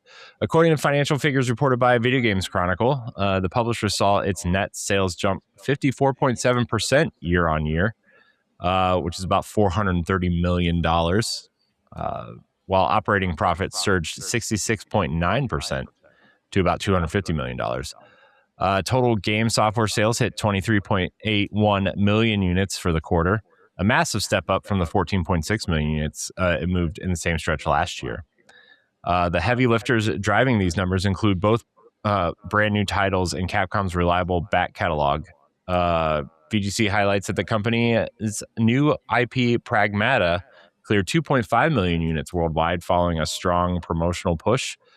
Meanwhile, the Resident Evil franchise remains an absolute powerhouse. Resident Evil Requiem has officially crossed the 8 million units sales mark, and 5 other legacy Resident Evil games each managed to sell over 1 million units during that quarter alone, bolstering the strategic pricing and sales events. Also, another thing that's not in this article, but I read online, Resident Evil has officially passed Final Fantasy as the 3rd best-selling franchise in the region. Yo, go RE, man. I did not know that. Good for them. Yep. Final Fantasy has sold 212 million units in Japan since its inception, and Resident Evil has sold 213 million units. And that's a big thing. Like, I feel like we're not really thinking about saying we outsold Final Fantasy. Mm-hmm. Yeah. That's a big thing to say. Mm-hmm. Good for them. Yeah. Yeah. Especially when you think, hold on. Because Final Fantasy has a longer lifespan than Resident Evil. Yeah. I'm sure there are more Final Fantasy games than Resident Evil games, right? Yeah. I mean, we're talking about, so at least 16, with some of them having 3 to 5 entries each. Mm-hmm. Spinoffs. Let's assume. I don't know fiscally how this goes in, if 14 in terms of being a games as a service MMO goes into the financial earnings of this, but like, because I think Final Fantasy 11 and 14 alone should be like, well, wait, because 11's still going, right? Yeah, technically it is. Yeah, 11's still going, and 14, like 14's the one. Yeah, I swear, it seems like every time I turn around, there's a new expansion for 14. Yeah, it's a thing with I think of this at ESO and ESO, Fallout 76, and Final Fantasy 14. I don't touch them. They're not my space. But at every showcase, they're like, check out our new content when we have 17 million, whatever random number they make up, this many millions of people on every day. I'm like, that's insane to me. Is that fluffed? Where is that? But like, someone's out there playing it. Someone's hopping on every day to do their Final Fantasy stuff. And like, again, that's a big deal. And we say that making all this money on an MMO you got to pay monthly to be subscribed and whatever battle passes and expansions you're buying, to then still have that games as a service monetization going and be like, oh yes, we're our Resident Evil, we're single player story experiences, that yes, we're doing our remakes and we have our new versions in whichever timelines you're in, etc. And be like, yes, we have now outsold Final Fantasy. I don't know what those other two are to be in the top. I assume Grand Theft Auto is in there. I mean, well, it's only in Japan in the. I see. So I mean, Dragon Quest is probably number one. Yeah, I assume. Yeah, and probably Pokemon. And that's Pokemon 7. Yeah. Oh, Pokemon 7? Good. Okay, you deserve to be down there. Anyway, yeah. I could have sworn it was going to be Pokemon. I would have guessed. Yeah. I mean, then I have no idea what the other one would be. Yeah, but I don't remember. Yeah, no, Resident Evil again. Like I forget if we were live or we were talking before the show. Whatever. We talked Resident Evil earlier. Like I'm playing catch up on Resident Evil. I started with the remakes. I haven't touched Requiem. I haven't touched 4 remake. Those are 2 I have to play. But like I've been playing them now to be like, oh, these are cool. I see why people like Resident Evil. I haven't played 7 and 8, and I haven't played 4 remake.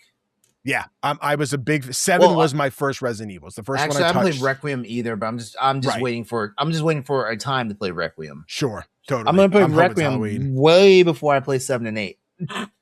Now listen, go for it. I really like the 7, 8. You know what they're doing with the first person games, and now I know they're putting the first person into the third person ones and whatever. But shout out to like take it all back to Capcom as a whole. I've gotten behind closed door experiences with them at SGF the last 2 years, right? Now, on paper, it has been Onimusha and Resident Evil 2 years in a row, which sounds repetitive and sounds, damn, I'm still seeing the same shit. But it was seeing Onimusha being like, I'm excited for this. I've never played these games before. This new one looks fun. A year later, I'm like, oh, right, I have to see Onimusha again. Watching them, I'm like, fuck, this still looks rad. I am so excited as someone who's never touched this franchise, has no interest in like the legacy of it. I'm like, this new one looks awesome. Like seeing Capcom not necessarily doing new things. I mean, Pragmata obviously is a new thing, but being like, yes, we focus on Monster Hunter. We focus on, I was going to say Devil May Cry, but who knows what's happening with that right now. Actually, Devil May Cry and Monster Hunter also helped push them numbers. Monster Hunter underperformed this year. And it's the first time it's underperformed since like Monster Hunter Tri for the Wii. I have the list in front of me if you want to. Yeah. Break it down. So Dragon Quest number 1. Sure. Super Mario is number 2. Okay, sure. Resident Evil number 3, Final Fantasy number 4. Scroll. Monster Hunter is number 5. That's fucking Monster cool. Hunter is coming for them. Pokemon is number 6 and The Legend of Zelda is number 7. Okay. According to this list. No, it's valid. That's again, as much as I shit on Pokemon, I understand the legacy of that IP. And seeing that it is number 6 on that list in Japan is nuts, is wild, is insane. I think that shows that they're putting a lot of effort into making Resident Evil games, not just, hey, we need to make another one because the franchise gives us money. They're like, hey, we have a reason to keep making these games good. Yeah. Which is why, again, I'll keep referencing it to Pokemon. Like, yes, they make the money. They don't need to make a good Pokemon game to make their money back to make another one.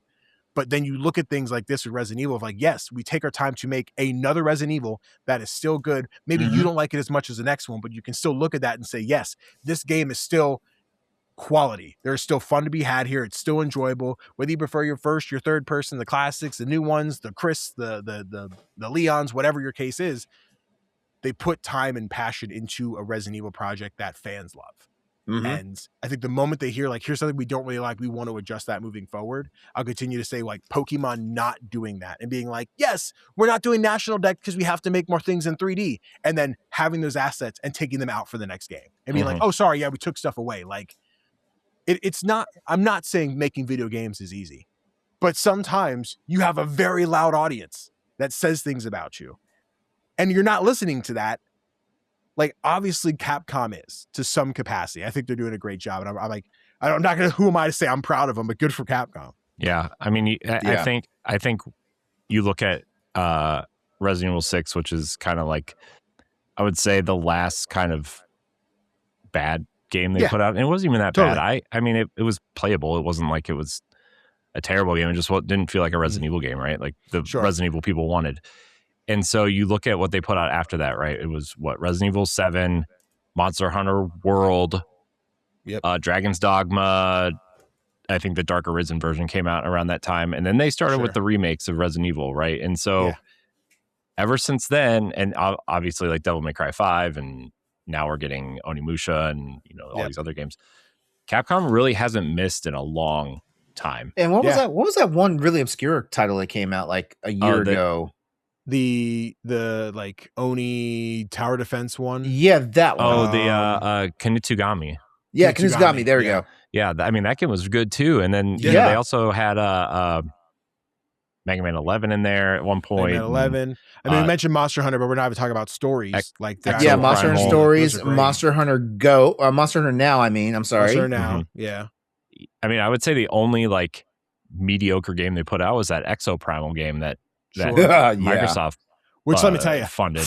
Friends dove in and they love that shit. Yeah, they talked about how great it is. I'm like, not for me. I think I'm good, but people who love that game love that. I had some buddies that were playing it strong for like 4 months, and then they stopped talking about it. But they were playing it strong for like 4 months. Yeah, and then they've also been killing it with like their collections of like the Mega Man collections and you know some of these other things that are, you know, and then Onimusha's getting that reboot, Onimusha remasters, right? Like that's the funny thing, right? When they need to get some extra money, like the Devil May Cry like collections go on sale. How many other versions of Mega Man we got out there?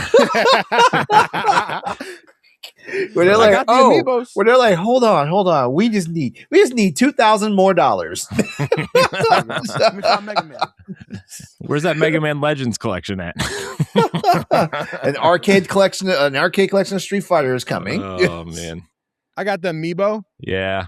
Oh, are those like the real Mega Man amiibo, or are those the Smash ones? Oh snap! They're the ones that came with the collection. So there was the gold one for the DS, and then when the Switch one came out, I think that was Mega Man 11. Yeah, that Mega Man 11 one's really cool. It is nice. Wait, I'm curious. Why your box is blank? So these came in a big cardboard box. Yeah, with so the game. It was like the Switch game in a big cardboard box. So if you've ever seen because I have Animal Crossing Party or whatever that one, the Mario Party thing was. I was the Amiibo Festival. I was going to say he got bootleg Amiibos. You thought, yeah, no, these are the real deal. They were just in a box like, oh yeah, kids are going to open the toys. Nah, dog, they hang on the wall like this. That's real. I'm half expecting some masking tape or something with some red marker on there. Mega Man. I thought about it. I did look up on Etsy. I'm like, does anyone have like some kind of thing I can print and put on here so it doesn't look like I got this at like Salval or something? Like, and here I am. I'm just over here buying RFID cards. Listen, I got it. If we get a Switch 2 and like the inevitable new Animal Crossing comes out, I'll be like, cool. I will find one of these Amiibo NFC chips because I'm not gonna buy all the cards and everything. Yeah, I'm not opening my Animal Crossing Amiibos for my girlfriend to get Blathers in her camp. Like, nah, sorry, we'll get the NFC chip. We're good. Yeah, although those Animal Crossing ones are like $1 a piece now. So. Listen, they are, but they're cool. I like them in the box. I mean, the box is fair. Yeah. All mine are open because I have children. Sorry, that's fine. I don't care. Mine are all. Oh, I'm a grown ass man and all mine are open. Yeah. See, I'm mad jealous of you because you got the stories when I saw that. Yeah, I have all the ones for stories. I have the new. I don't have the original stories. Oh, you know the yeah. Oh yeah, I don't have them. Oh yeah. Oh, that reminds me. I can get those Zelda ones I'm missing now because hold on. Yeah, man. Like I had to import. Yeah. I had to import these bad boys. The only one I didn't get was Naviru. Yeah. Because why would I? Yeah. I got to get those, and then I'm missing Box Boy, which I think is like $300, and then. My freaking favorite monsters from Monster Hunters is Rathalos and Rathian. So like I was like, oh, they got those. I'm getting the Amiibos. I bet you like Charizard too. You son of a bitch. You motherfucker. I do. Homie says Pikachu his favorite Pokemon. I hate y'all. I hate it here. I'm never coming back. My daughter's an Eevee stan. Listen, that's fair. It's basic, but it's less basic than Pikachu. She likes all the different Pokemon it turns into. That's valid. My girlfriend literally, she's getting into the gacha shit. She keeps going to a store and buying the Eevee blind boxes. Yeah, and when she gets a duplicate, she's like, I see you have the one I don't have on display. Can I like trade? Yeah. And then they put the one she got in the display case. She left with Flareon. She's like, I got them Eevee all. is literally- Flareon's my literally- favorite Eevee evolution. Eevee is literally Pokemon's version of freaking Frieza from Dragon Ball. Yeah, valid. My favorite is Vaporeon. It's unfortunate. Like 9 different to, transformations. I have to keep explaining. I'm like, I liked Vaporeon before the internet got to it. It's really hard to say that. Look, there's a lot of weird things on the internet, guys. Yeah. Just True. face it. Big ups to Capcom for keeping the streak going though. Like Absolutely. I mean, damn. Like I mean, Capcom has always been one of my favorite like gaming companies. And I'm talking going all the way back to the NES era. That's like that. Like it's funny because like I thought me and my roommate were talking a couple of weeks ago about all the games that we used to have for like older consoles. And I remember not only did I have like almost all the Mega Man games, but I had like freaking Commando, Bionic Commando, 1941, 1942, freaking Section Z at some point. Shoot, what else? I'm missing a couple. But yeah, I had so many Capcom games, and then I had like 2 Mario games. 2 Mario games and Solid Snake, Metal Gear, and Snake's Revenge. Look, as somebody who didn't even realize what video games were until I was like 10. All I had were Mario games and Ninja Turtle games, okay? And Sonic the Hedgehog. That's all I had. I right? get it. My brother and I, THQ was our lifestyle, man. Nope. We had no siblings to tell me about video games. All my cousins were older and either grew out of games or were playing things I probably shouldn't have been playing. yeah. You know. So I was like, oh, Ninja Turtles it is. Another one? Cool. Run it. Play it. Man. Hyperstone Heist for Sega Genesis. Yeah. The secret goat of TMNT games. But that's a different conversation for a different day. Danny, did you get the Leon and Grace amiibo? No. I'm really behind. Amiibo are very expensive now. That's true. Amiibo, Although Target was clearancing out those Kirby ones for $15. Noted. I might make a trip to Target tomorrow. We'll see. Yeah. Because the Kirby... So I'm missing... Since Nintendo started doing amiibo for their remakes now, I didn't get the Galaxy ones. I didn't get the Kirby Air Rider ones. I think the last new ones I bought were Bonanza. I got anything post Bonanza I don't have. I did get the Galaxy ones. And I got the Mario Wonder ones also, but I did not get the Air which Rider Kirby ones. Which Kirby ones are on sale? The Air Rider ones are on clearance somewhere. Either I think it was Target. They were on clearance. Somebody was posting them online for like $15. I need that King DDD one though. That's all I need. Because the website is saying they're $50. Well, yeah, that's how much they are, but they were clearanced out somewhere, unless it was a regional thing. But I doubt it. I don't know. Kirby. I think you're lying. Yeah, I still see 50. Damn, they all look so nice. Yeah. Fuck, I forgot they did a Captain Toad one. Like, I have to have that one. Yeah, I have that one. It's sitting back here. I love Captain Toad, man. He's sitting back there with my talking flower, which you've probably heard 3 or 4 times by now. I actually haven't heard him, but well, it's going to go off again in 3 minutes because it goes off every hour on the hour. Yeah. I don't have the Metroid ones. I have to get those. Ooh, I have as those much too. as much as I love Samus, I am not spending the money for those amiibos. They are expensive. The nicest Metroid one is actually the one that came with Samus Returns on the 3DS. Yes, that one I do have. Oh, you mean not this one? No, I hate that one, man. I love the suit, but I hate the pose. I hate her pose. I hate the pose. Why didn't they just make her like holding her blaster up in the air, like on the box? That's all. Yeah. You know, like I don't need cool action poses. Will continue to argue. I also like to pick on Nintendo.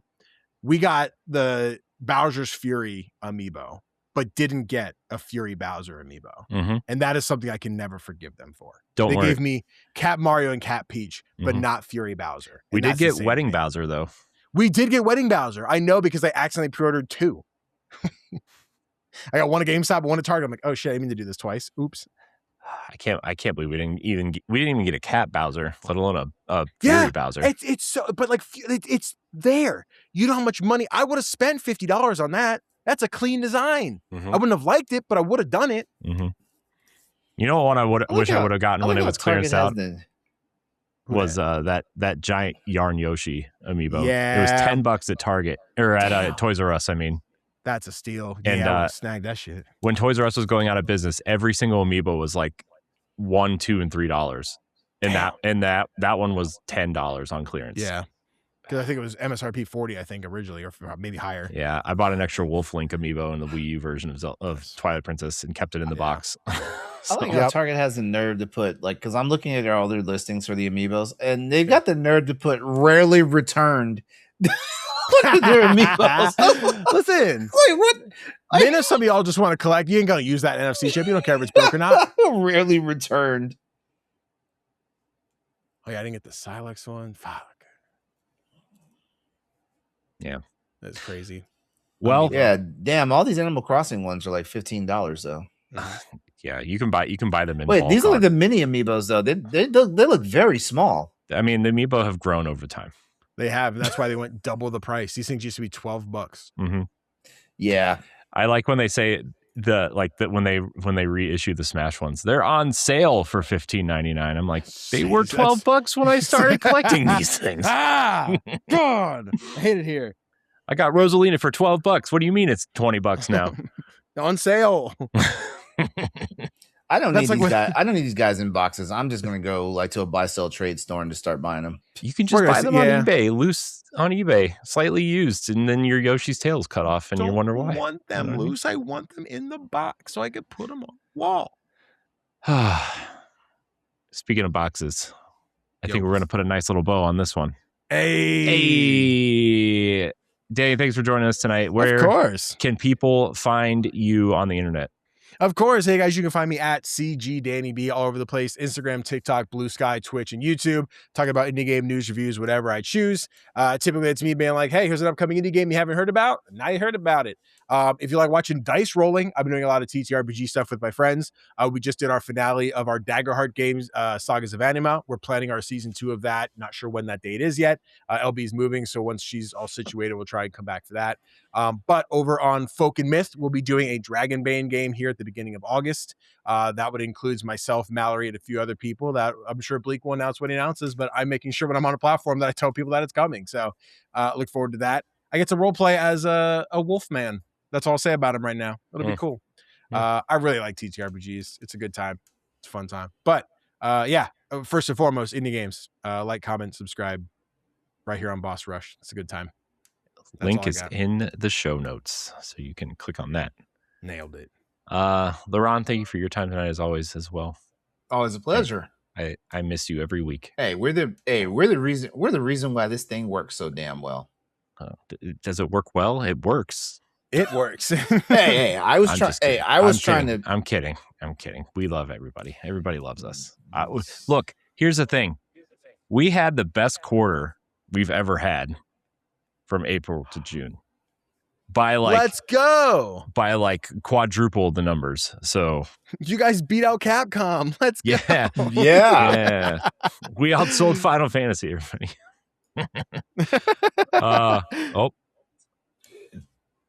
You're right, Flower. It is 11 p.m. We're going to get out of here. I want to thank everybody out there for watching and or listening. Remember to like, subscribe, share, rate, and review wherever you listen. You can support us on Patreon, patreon.com/BossRushNetwork. Subscribe to us on YouTube, youtube.com/BossRushNetwork. And check out our website, bossrush.net, for all your indie, game, and other content needs. Thank you so much for watching and listening. Until next time, we love you. Goodbye. So long. If you want to become a supporter of Boss Rush, you can head on over to patreon.com/BossRushNetwork. You can choose a tier that's right for you for as little as $1 a month, and you can even follow us for free. Patreon producers for this month are Adriel Munger, Francisco Santillan, Celeste Roberts of Read Only Magazine, Christian S. of Franchise Festival, Dustin Eckert, Todd Aksha of Fandom Foundry, Making Fun of MacGyver, Chat of the Wild, a Legend of Zelda podcast, and Sana Dirrig. Thanks for your continued support of Boss Rush Media and the Boss Rush Network.